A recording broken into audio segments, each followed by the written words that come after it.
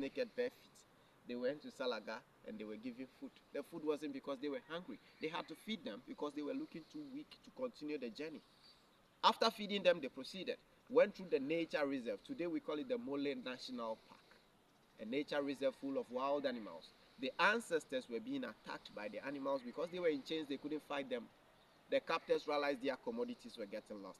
To protect them, they went into the chains and picked the weaker captives off, took them on a walk, tied them to trees. They gave them multiple whips. The blood attracted the wild animals. Whilst the animals were feeding on them, they got the rest out of the pack. They succeeded, but lives were lost. Then met a river called the Pra River. Pra River was a huge and fast-flowing river.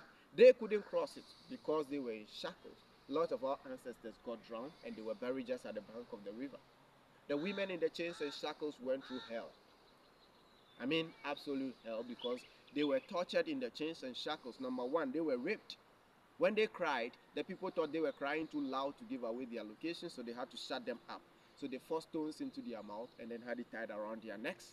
If they wouldn't use that, they would gather leaves into their mouth and then cover it up with a metal mask. That way you get to shed tears. Nobody hears your voice. They arrived here hungry, dirty, skinny, and very, very tired. Right here at Aseman, so they were fed not because they were hungry. They had to feed them because they were looking too skinny.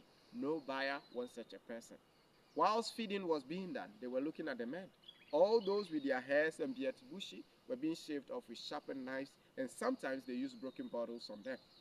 After all that was done, they forced their jaws open, using the device called speculum oris.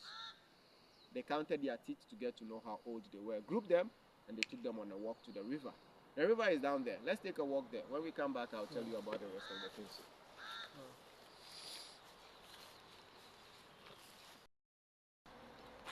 When I ask you about walking, I would like you to know something.